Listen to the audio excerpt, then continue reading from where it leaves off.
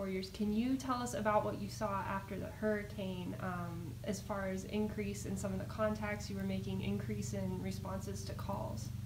Sure.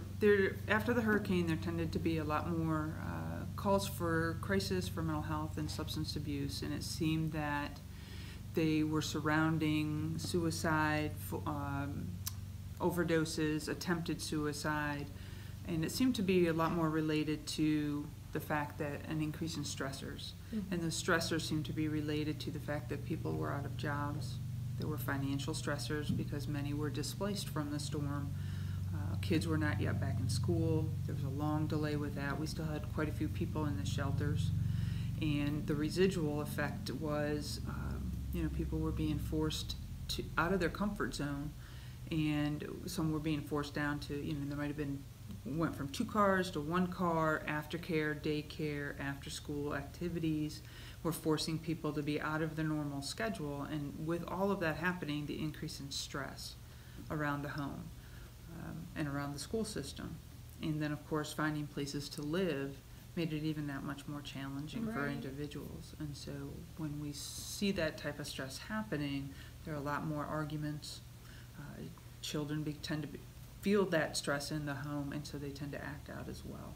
And so we see a lot more behaviors that occur. So would you say you kind of see how the storm, how mental health kind of impacted everything? You kind of have this reach. You were saying it wasn't a bubble earlier. It kind of reaches everybody. It does. I mean, when you have a major event, and especially a natural disaster, Mm-hmm. it doesn't happen in isolation. Everybody's impacted by it. The community, the first responders, your secondary responders, your hospital personnel were impacted as well. But everybody is impacted by this. Everybody is stressed. And when you get stressed, you tend to get behaviors that go with it. Mm-hmm. And coping skills are taxed.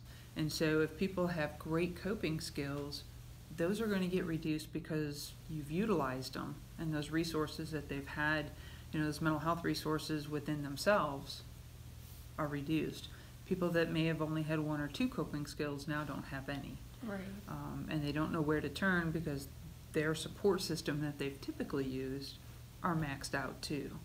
And so it becomes this very vicious cycle of a stressed person with 3 coping skills now goes to a person that is maxed out on their abilities and has no coping skills, and they just keep trying to find somebody that they can rely on that can help pull them out of their depression or their anxiety or their stress, but everybody's in the same boat. Right. And so tensions are high, frustrations are high, they don't know who they can turn to, they want to turn to friends, family, but everybody's in the same boat. Yeah. And so we see the calls on the first responder side increase because we're the ones that come out in those particular situations.